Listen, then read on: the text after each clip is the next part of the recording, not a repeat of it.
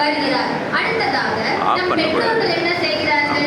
என் பிள்ளை நல்ல மாணவனாகவும் ஒழுக்கம் உடையவனாகவும் இருக்க வேண்டும் என்று அவனை பள்ளிக்கு அனுப்புகிறார்கள். அப்பொழுது அங்கு இருக்கும் ஆசிரியர்கள் நம் அனைவருக்கும் நல்ல பழக்க வழக்கங்களை கற்றுக் கொடுக்கிறார்கள். ஆகையால் ஆசிரியர்கள் என்ற தலைப்பில் பேச மற்றும் ஒரு சகத்தொழியும் வருகிறார்.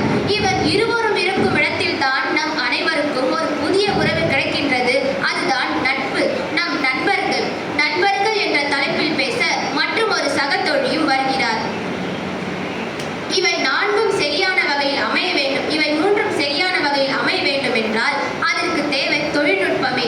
சிறுவன் முதல் பல்லு போன தாத்தா பாட்டி வரையிலும், அரசியல்வாதி முதல் அடிமட்ட தொண்டன் வரையிலும் அனைவரின் உள்ளங்கைகளிலும் இன்று உலகமே இருக்கிறது என்றால் அதற்கு காரணம் தொழில்நுட்பமே ஆகும்.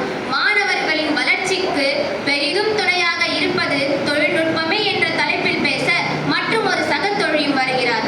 இவை நான்கும் சரியான வகையில் அமைய வேண்டும் என்றால் அதற்கு தேவை ஒரு சமூகமே ஆகும். ஆகையால் மாணவர்களின் வளர்ச்சிக்கு சமூகமே பெருந்துணையாக இருக்கிறது என்று பேச மற்றும் ஒரு சகத்தொழியும் வருகிறார்.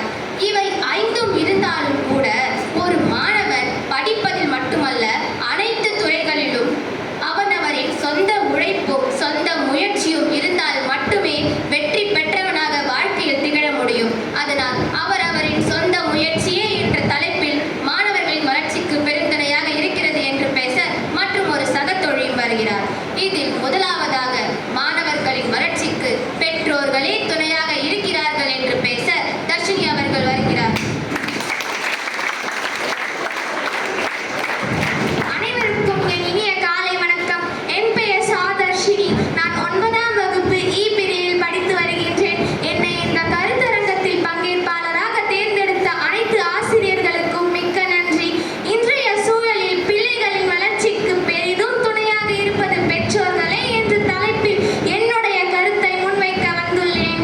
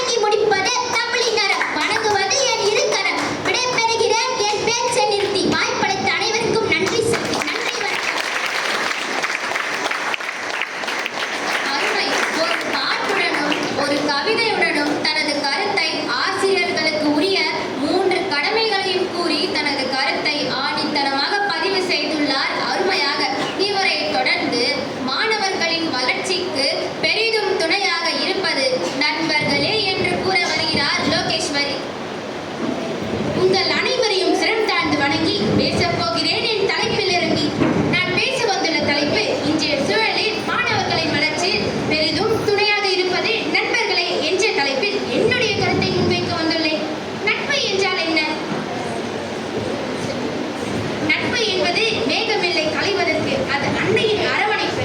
தட்டி கொடுக்கும் நண்பர் இருந்தா வேதனை கூட சாதனையாகும். அனைவரும் வைத்திருக்கக்கூடிய பொக்கிஷங்களில் ஒன்று நட்பு. ஒருவனுக்கு நட்பு என்பது பள்ளியில் தொடங்கி இறுதி வாழ்க்கை வரையிலும் தொடர்கிறது. நீ யார் என்று தெரிந்து கொள்ள வேண்டுமா? உன் நண்பனை அடையாளம் காட்டு என்பார்கள்.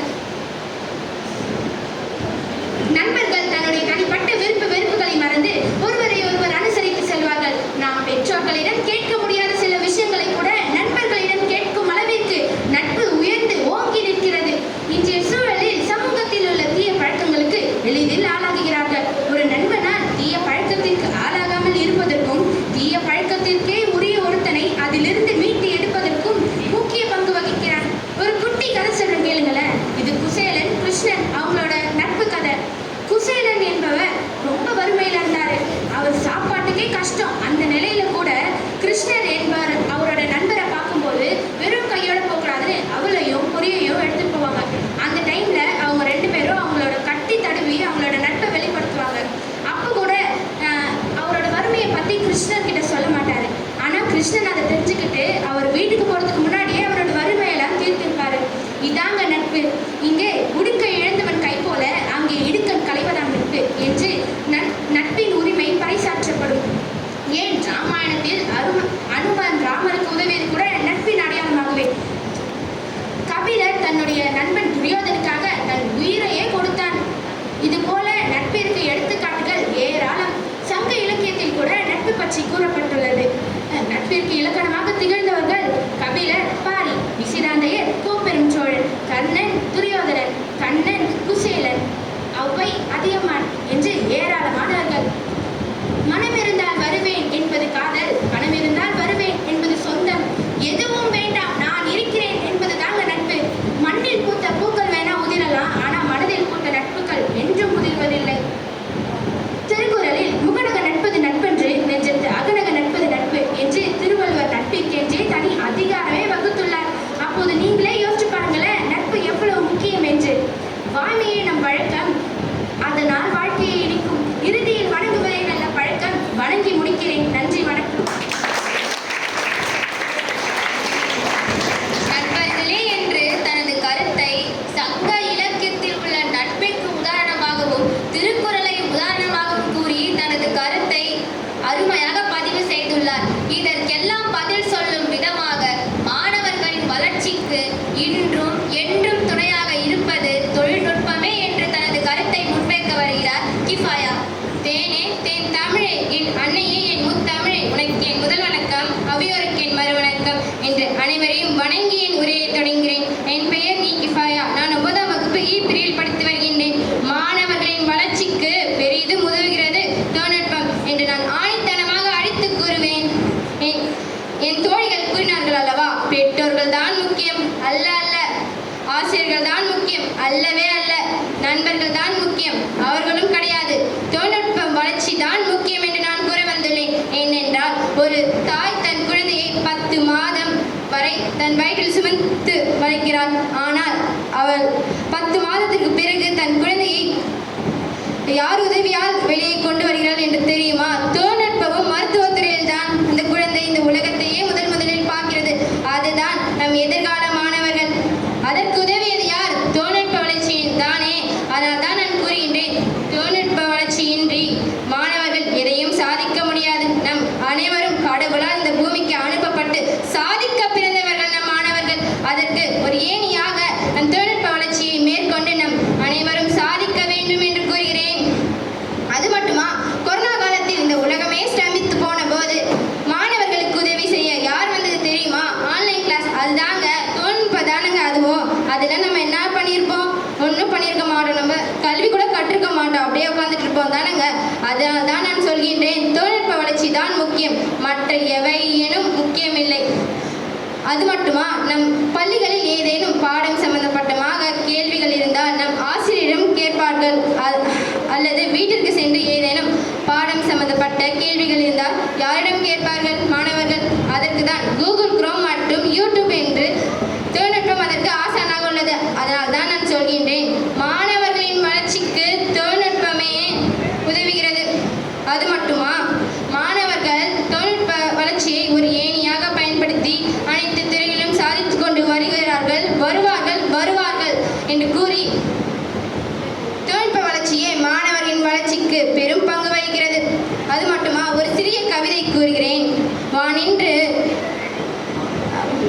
என்று ஒளிகும் தீபங்கள் அன்று கீழ் நோக்கி எரியும் மின் விளக்கு என்று கட்டை மடியில் கடும் பயணம் கழொடியில் மின்னை தொடும் பயணம் என்று.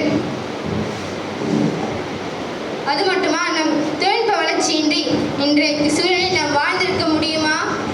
முடியும். ஆனால் இப்போது இப்போ நீங்கள் எல்லாரும் கேட்டிருக்கீங்களா, அதுமாரிலாம் இருந்திருக்க மாட்டோம். ஒரு காட்டுவாசி போல அதுமாரி தான் இருந்திருப்போம். அதே போல தான். ஆனால் நாம் இன்று மாணவர்களாக சாதனை படைத்தவர்களாக மாறப்போகிறோம். அதற்கு முக்கியமான காரணம் தொழில்நுட்ப வளர்ச்சியாக இருக்கும் என்று நான் கூறுகிறேன். அது மட்டுமா, தொழில்நுட்ப வளர்ச்சி ஒரு சாவியாக கொண்டு வெற்றி என்னும் கதவை நீங்கள் திறந்து அனைவரும் சாதிக்க வேண்டும். அதை தொழில்நுட்ப வளர்ச்சியால் தான் நீங்கள் சாதிக்க முடியும். ஏன் இப்போ நாங்கள் பேசுகிறல்லங்க, உங்ககிட்ட கேட்குதுல, அது இந்த மைக்கு, அதுவும் என்னங்க தொழில்நுட்ப வளர்ச்சி தானேங்க. ஆனால் தான் நான் கூறுகின்றேன், தொழில்நுட்ப வளர்ச்சியின்றி நாம் எதுவும் சாதிக்க இயலாது. அது மட்டுமா, என் பள்ளி கூட அதற்கு எடுத்துக்காட்டு தான். என் பள்ளிகளில் கூட ஸ்மார்ட் கிளாஸ், கணினி வகுப்பு, ரோபோட்டிக்ஸ் வகுப்பு என்ற இந்த வகுப்புலாம் இருக்குது. அது எதுக்குங்க? தொழில்நுட்ப வளர்ச்சி அடைஞ்சிட்டோம், மாணவர்களுக்கு அது மூலமாச்சு படிப்பு சொல்லிக் கொடுக்க தானேங்க. ஏன் பெற்றோர்கள் சொன்னீங்களே, அவங்களும் மாணவர்களை எங்கே அனுப்புகிறாங்க? ஸ்கூலுக்கு தானே அனுப்புகிறாங்க. அதுவும் எதால? ஏதோ வெஹிக்கல்ஸ், வாகனம், பேருந்து, டூ வீலர், இந்தமாரி வாகனத்தால் தானே அனுப்புகிறாங்க. அதுவும் தொழில்நுட்ப வளர்ச்சியால் தானேங்க. இல்லைன்னா மாணவரால் பள்ளிக்கு வந்து படிக்க முடியுமா? முடியாது. நீங்கள் ஆசிரியர்கள் என்று கூறினர்கள் அல்லவா? அவர்கள் கூட வாகனத்தில் தான் வருகின்றார்கள். அவர்கள் கூட ஸ்மார்ட் கிளாஸ் என்ற தொழில்நுட்ப கருவியில் தான் பாடம் நடத்துகிறார்கள். நண்பர்கள் என்று கூறினீர்கள் அல்லவா? அவர்கள் கூட வாகனத்தில் தான் வருகின்றார்கள். அவர்கள் கூட மொபைல் என்ற கைபேசியை யூஸ் பண்ணுறாங்க. வீட்டுக்கு போய் எதை படிக்கிறோமோ இல்லையோ, பேகை போட்டு ஃபஸ்ட்டு மொபைலை எடுக்கிறோமா இல்லையா? அதனால் அவங்களும் தொழில்நுட்ப வளர்ச்சியை யூஸ் பண்ணுறாங்க. அது மட்டுமா, பல்லு போன பாட்டி முதல் பிறந்த குழந்தை முதல் பல்லு போன பாட்டி வரை அனைவரும் தொழில்நுட்ப வளர்ச்சி யூஸ் பண்ணுறாங்க. அதான் உள்ளங்கையில் இருக்கே மொபைல், அதில் போட்டால் என்ன வேணால் வேணும். காம்படிஷனுக்கு ஏதாவது நம்ம ப்ரிப்பேர் பண்ணுறோன்னா அதுவும் மொபைலில் போட்டு பார்த்தாவே சுலபமாக நம்ம யூஸ் பண்ணலாம். தொழில்நுட்ப வளர்ச்சி தான் ஒரு ஏணியாக வைத்து கொண்டு நம் அனைவரும் வெற்றி பெற வேண்டும். நம் சாதனையாளர்களாக மாற வேண்டும். அனைத்து துறைகளிலும் வெற்றி பெற வேண்டும் என்று உங்களை கூறி என் உரையை முடித்துக் கொள்கிறேன். உங்கள் பொன்னான நேரத்தை என் உரையை கேட்பதற்கு செலவிடுவதற்கு நன்றி. வணக்கம். தொழில்நுட்பமே மாணவர்களின் வளர்ச்சிக்கு பெருந்துணையாக இருப்பது மட்டுமல்லாமல் அனைத்து துறைகளிலும் பயன்படும் விதத்தை பற்றி அருமையாக கூறினார். சரி, நான் ஒன்று கேட்குறேன். 2020ஆம் ஆண்டு கொரோனா காலகட்டத்தில் ஆன்லைன் கிளாஸ், ஹோம்ஒர்க்கு, படிக்கிறதுக்கு எல்லாம் தொழில்நுட்பமே உதவுச்சுன்னு சொன்னாங்க. ஆனால் இப்போ பள்ளிகளில் இருக்கும் ஆசிரியர்கள் 2020ஆம் ஆண்டுக்கு அடுத்ததாக மாணவர்களோட எண்ணிக்கையே காணும் தானே புலம்பிட்டு இருக்காங்க. அதற்கு நீங்கள் என்ன கூறுவீங்க? நானே சொல்கிறேன், தொழில்நுட்பத்தில் நன்மையும் இருக்குது, தீமையும் இருக்குது. அதில் இருக்க தீமைகளை உதறி தள்ளிட்டு நன்மையை மட்டும் நம்ம எடுத்துட்டு வாழ்ந்தோம்னா நம்ம வாழ்க்கை ஜம்முன்னு இருக்கும். அதுதான் கிஃபாயா அவர்கள் பல உதாரணத்தோடு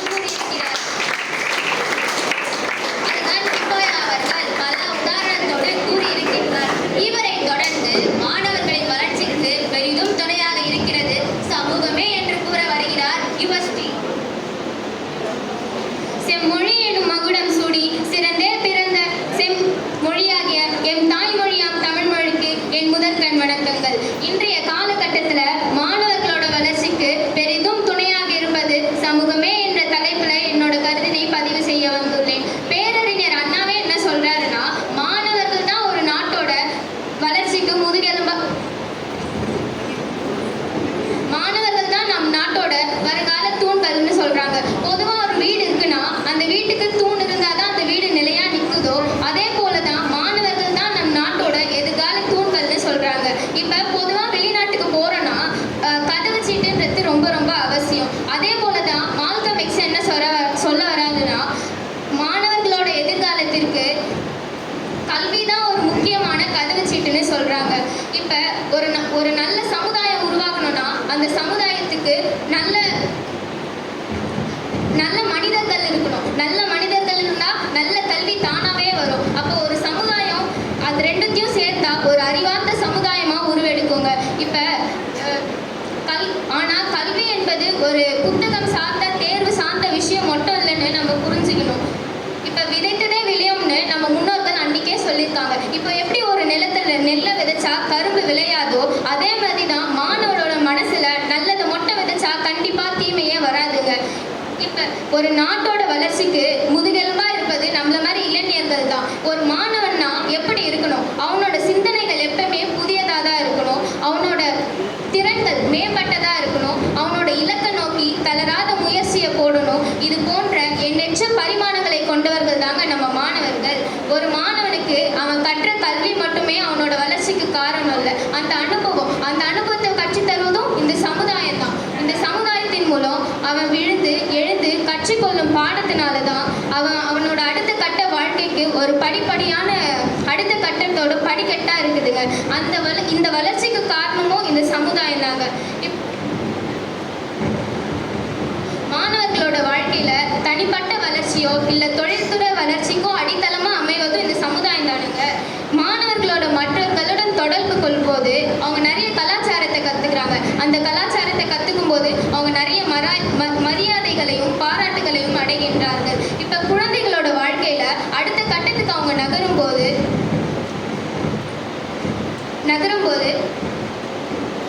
பல தொடர்பு கொள்வதன் மூலமா அவங்க பல கருவிகள் வழங்குவதும் இந்த சமுதாயம் தாங்க.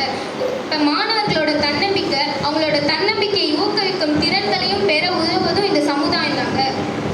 இப்போ மாணவர்கள் நிச்சயமற்ற தன்மையை எதிர்கொள்ளும் போது பின்னடைவு சுயமதிப்பை வளர்த்து கொள்ள உதவுவதும் இந்த சமுதாயம் தான். இப்போ அறிவாற்றல் பிரச்சனையை ஊக்குவித்தல், உணர்ச்சி நுண்ணறிவை வளர்ப்பது, ஒரு சமூகத்தை உருவாக்குதல், கல்வி செயல்திறனை மேம்படுத்துதல், இதை அனைத்துமே இந்த சமூகத்தின் இந்த உணர்வு சமூக பொறுப்பையே வளர்க்க உதவுகிறதுங்க.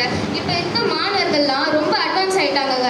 கல்லை கொடுத்தா சிலையை உருவாக்குறாங்க, மண்ணை கொடுத்தா அதில் மாளிகையாக அமைக்கிறாங்க, காகிதத்தை கொடுத்தா அதில் கலையை உருவாக்குறாங்க. சிந்திக்க தூண்டினால் அனைத்திலும் சாதிக்க துடிப்பார்கள். பிற வரலாறு படித்து தன் வரலாறு படைப்பார்கள். அறிவியலை ஆராய்ந்து அறிஞர்களாக உருமாறுவார்கள். கணிதத்தை கற்று வாழ்க்கை வகுப்பை வகுப்பார்கள். கணினியை கற்று விரல் நுனியால் விண்ணை அளப்பார்கள். இதை அனைத்துமே ஒரு மாணவன் இந்த சமூகத்திலிருந்து தான் கற்றுக்கொள்கிறான். இந்த சமூகமானது பல சரித்திரங்களை படைத்து சாதித்த மேதைகளோட வரலாற்றை கற்றுத்தருகிறது.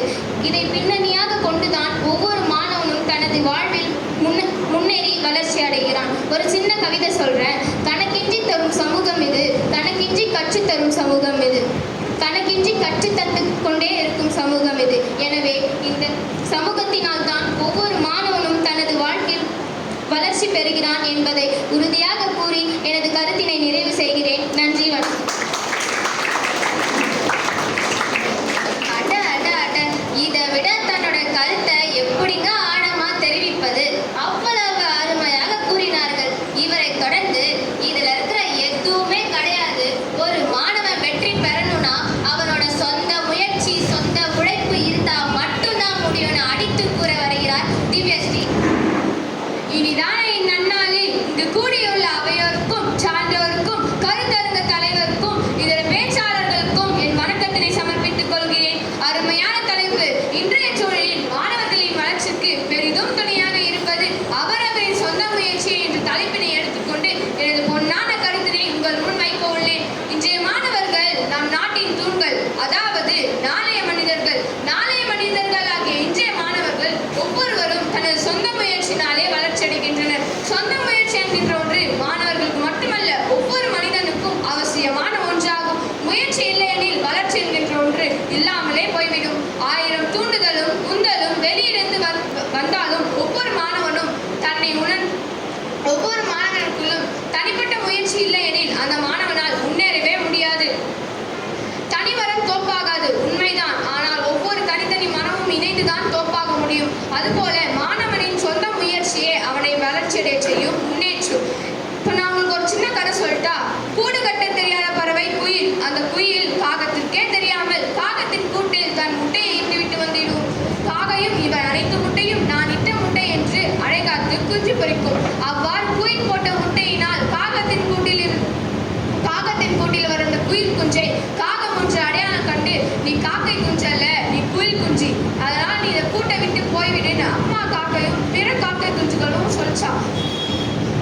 இதர காக்கை குஞ்சுகளோடு வளர்ந்த குயில் குஞ்சினால் அங்கிருந்து போக மனமே இல்லையா.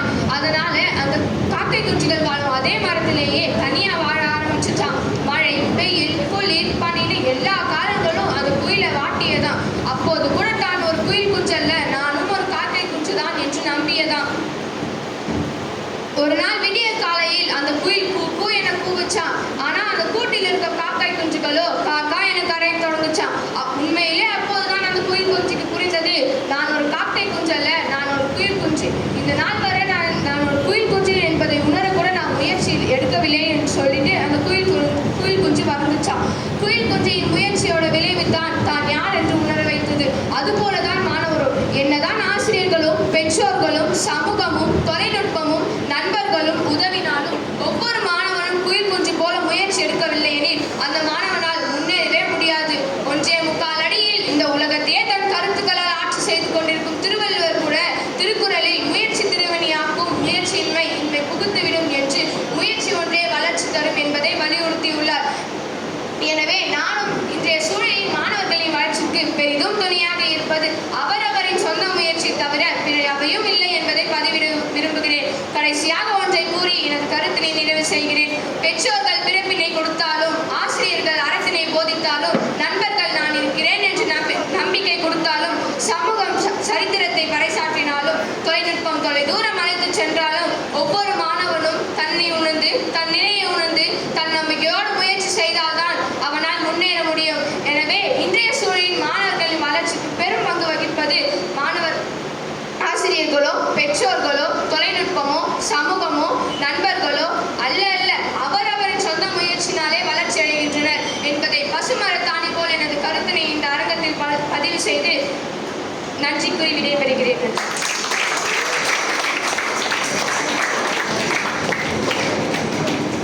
நான் என்ன சொல்றது உங்க பேச்சை பத்தி? அவ்வளவு அருமையாக ஒரு குட்டி கதையுடன் ஆணித்தனமாக அவரவரின் சொந்த முயற்சியே ஒரு மாணவனின் வளர்ச்சிக்கு துணையாக இருக்கிறது என்று அருமையாக கூறினார். ஒருமையுள் ஆமை போல் ஐந்தடக்கலாற்றின் எழுமையும் ஏமாப்பும் உடைத்து என்ற வள்ளுவ பெருந்தகையின் வாய்மொழிக்கிணங்க ஒவ்வொரு மனிதனும் தனது ஐம்புலன்களையும் அடக்க வேண்டுமானால் அவனது மனமானது ஒன்றுபட வேண்டும். அதுபோல இன்றைய சூழலில் மாணவர்களின் வளர்ச்சிக்கு பெற்றோர், ஆசிரியர், நண்பர், சமூகம், தொழில்நுட்பம் என அனைத்தும் உதவினாலும் அவரவரின் சொந்த முயற்சியும் இருந்தால் மட்டுமே வளர்ச்சி பெற முடியும். மனமானது ஒருநிலைப்பட ஐம்புலன்களையும் அடக்குவது போல மாணவன் முன்னேற பெற்றோர், ஆசிரியர், சமூகம், நண்பர், தொழில்நுட்பம் அவரவரின் சொந்த முயற்சியும் என ஒவ்வொருவரும் தனது கடமையை செய்தால்தான், அதாவது பெற்றோராக அவரது கடமையும், ஆசிரியராக அவரது அர்ப்பணிப்பும், நண்பராக அவரது நம்பிக்கை, தொழில்நுட்ப வளர்ச்சியும், சமூகத்தின் கடமையும், அவரவரின் சொந்த உழைப்பும் என ஒட்டுமொத்தமும் இணைந்து சரிவர செயல்பட்டால்தான் ஒரு மாணவனால் முன்னேற முடியும். எனவே ஒரு மாணவனின் வளர்ச்சிக்கு இந்த 6ம் பெருந்துணையாக முக்கிய பங்கு வகிக்கிறது என்பதை ஆழமான கருத்தாக பதிவு செய்து இக்கருத்தரங்கை நிறைவு செய்கின்றேன். நன்றி, வணக்கம்.